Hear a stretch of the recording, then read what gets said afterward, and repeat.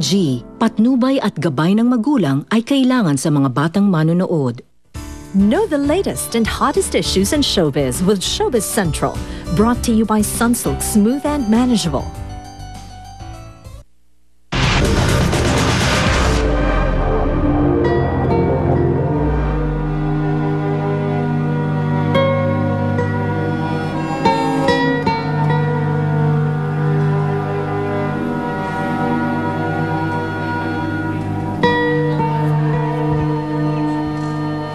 Magandang hapon po mga taga Showbiz Central at kanina po Jen na-witness nating lahat ng buong sambayanan ang paglibing sa ating comedy king na si Dolphy at live po nating makakasama sa Heritage Park si Sweet at si Lars Santiago. Sweet?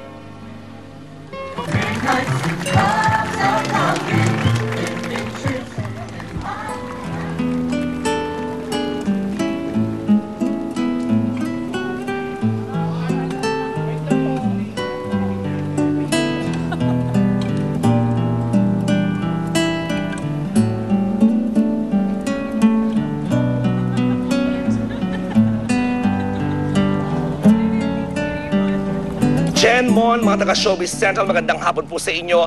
Patuloy po ang coverage ng GMA sa libing mismo ng Comedy King Dolphy dito sa Heritage Park, Taguig.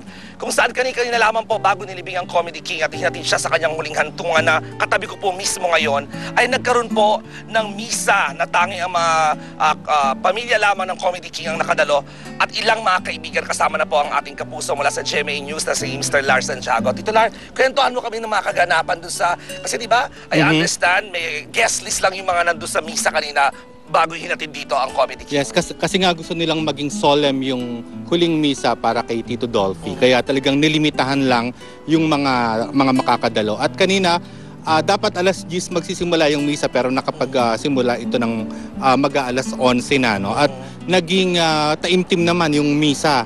At ang kumanta sa misa ay si Basil Valdez. At pagkatapos nito, nagsalita lang ng maiksi si Ronnie Quezon. Sinariwa lang niya yung pag Sunday daw, family day, nagkikita-kita sila na magkakapatid, tapos yung daddy niya, tapos ngayon parang Sunday na naman, pero paalis naman ang daddy niya.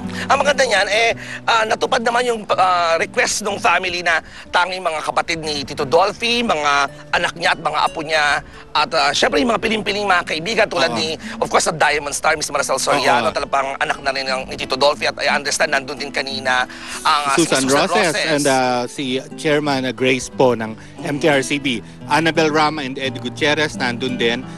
Si G. Tonji at yung asawa niya nandun.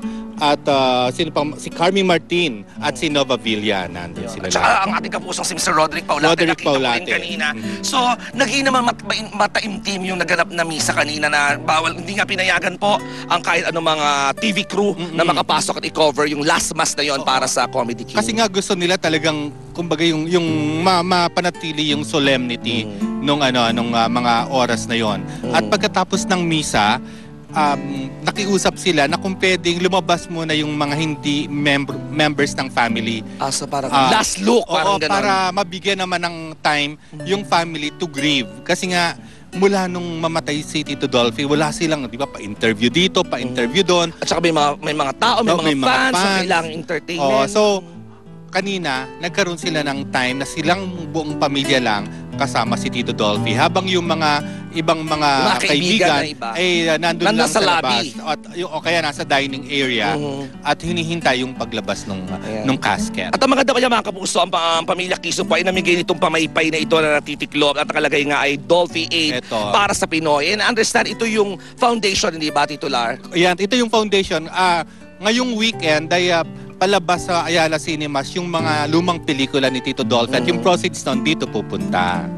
Ayun, sa Dolphy Aid Foundation. At saka yung iba kasi, yung ang pamilya imbis na in lieu of flowers or mascard, parang mag-donate na lamang daw dito sa Dolphy Aid para sa Pinoy Foundation. At kanina, 5 minutes before 2 p.m., inilabas na yung casket sa dun nga sa Correct. chapel. At I understand, ang bumuhat na lang ay yung mga, o maliban kay Mayor Lim, ay yung ibang mga staff na lang nitong Oo. Heritage Park. At saka yung ibang mga tauhan ng RBQ katulad ni Rene Correct. Pascual. Kasi nga nagulat nga ako, di ba dapat daw po yan mga kapuso, hihilahin ng kabayo ang Oo. ataol ng Comedy King. Pero ayon sa report mo kanina sa GMA News TV, Namatay. yung kabayo kaninang umaga. Hindi, namatay siya the other day. Ah. So kahapon, naghahanap sila ng kabayo na pwedeng pampalit sana. maipalit. Wala palang understudy yung kabayo. Oo. So- talagang, alam mo hanggang sa kahuli-hulihan na sandali, may komedya pa rin nagaganap Oo. talaga naman dito sa libing ng ating Comedy King.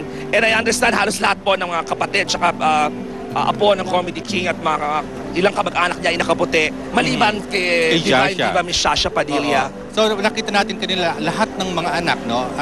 Nandyan, maliban dun sa isang anak na hindi nakauwi. Dahil So meron nasa- talaga, totoong report na may isang anak na hindi na talaga Oo, si nakauwi. Romel hindi siya nakauwi. Nasa New Jersey siya. I think hindi siya pinayagan dun sa trabaho. So, nakakaawa nga raw kasi iyak ng iyak. Pero wala naman siyang magawa. Kaya nakikibalita na lang siya sa mga kapatid niya kung ano na nangyayari. Ayun nga po mga kapuso, ayan po ay nangyari ng mga eksaktong alas 2 ng hapon at natapos yan hanggang sa naipasok na dito sa kanyang nicho ang ataol ng Comedy Oo. King ng mga around 2:30, di ba? At kung makikita natin, di ba, nakalagay King of Comedy. Correct, ganyan lang Ito ay kasimple. Samantala temporary pa lang no? to, no? Wala pa yung actual na yung nilalagay, yung lapida ba tawag Wala doon? pa, wala Oo. pa yung epitaph. Kasi inuukit pala yon. At kita mo habang naglalakad mula sa chapel ng Heritage Park, papunta rito sa nicho ng Comedy King, talagang emosyonal ang kanyang mga apo na nakita naman natin. Ang anak niya si Ronnie, andun si Boy 2, of course, ang Diamond Star, si Vandal, si very Vandal, emotional. Abangan nyo ha, at tangang Showbiz Central lang po, ako po naka-interview kay Vandal tungkol sa kanyang huling saloobin. Ang totoo nga bago niyan, umalis. kagabi pa, kitang-kita na yung pagiging emotional ni Vandal. At si Shasha naman kagabi sumama ang pakiramdam. Yan na. O ngayon, himatid daw si Shasha, kaya pinatulog hindi muna siya sandali. nahimatay, pero bumaba Nahilo. yung BP niya, nahilo siya. Kaya pinatulog muna siya. Ayan. So ito na nga po, kita-kita po natin, ayan po yung kaninang kaganapan lamang, yung pinayagan na lumapit ang mga anak, mga apo at mga kapatid ng Comedy King. At ang Divine Diva, Miss Shasha Padilla nga po at ang kanyang dalawang anak na si Nicole at si Sia, ang muling Pinakahuling nag-alay ng bulaklak. umalik at yumakap.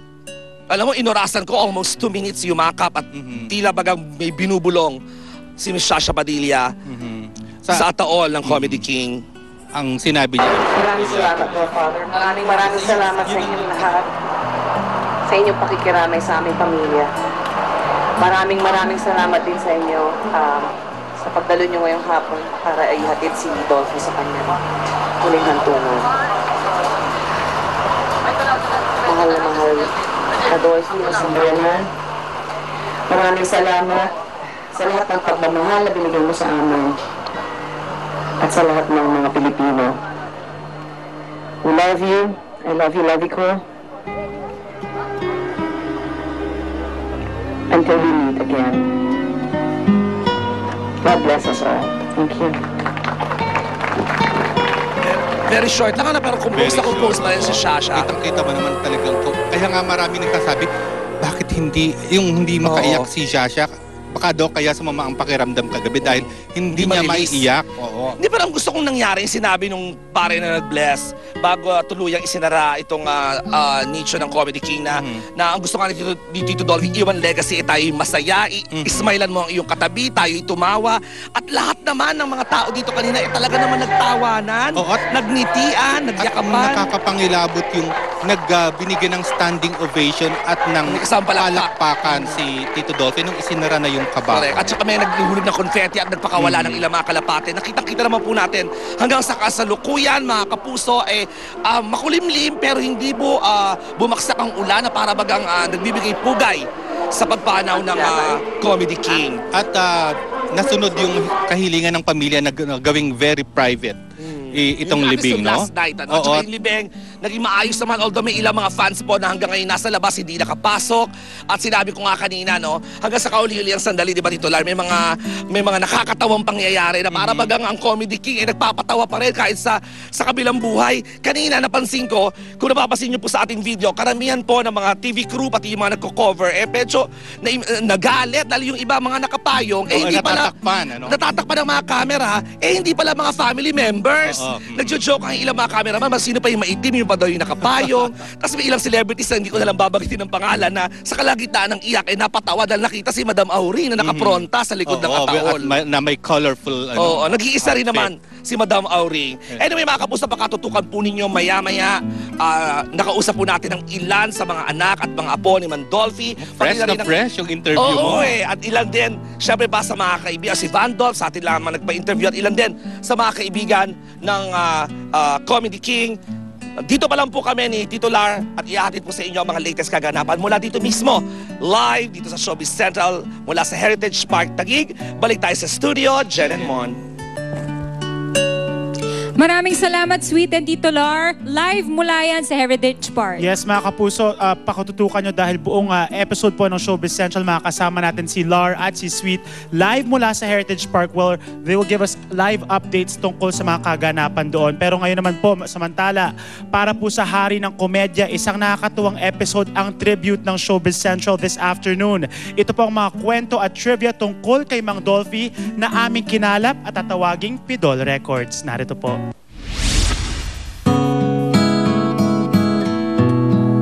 Nasaan ka nang mabalitaan mo na ang nag-iisang comedy king na si Rodolfo Dolphy Quezon ay pumanaw na?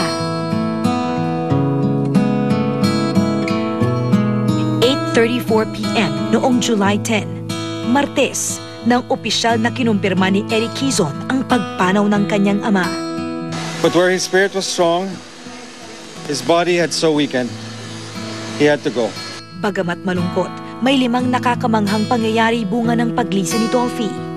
Number 5, naging worldwide trending topic. Mula sa mga naunang tweets na nagbabalita ng kanyang pagpanaw hanggang sa mga sumunod na posts ng pag-alala at pagpupugay, talagang naging malikhain ang mga Pinoy sa pag-express ng kanilang kalungkutan sa internet. Number 4, naging international headline.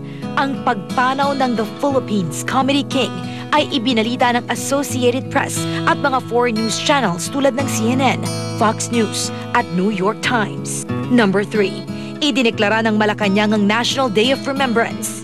Naganap ito noong Friday the 13th sa bisa ng Proclamation No. 433. Number 2, dinagsa ang lamay.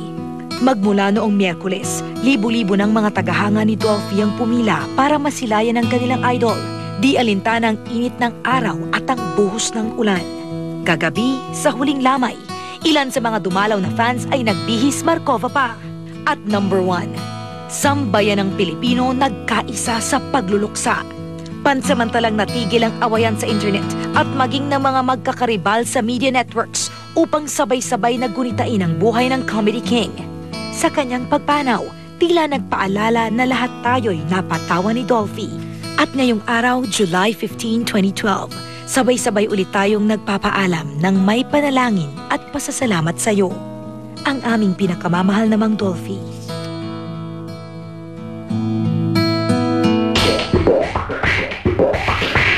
Pinakaunang Filipino feature film in full color ang 1962 musical classic na The Big Broadcast, kung saan bida si Tito Dolphy kasama ang biggest stars ng Sampaguita Pictures.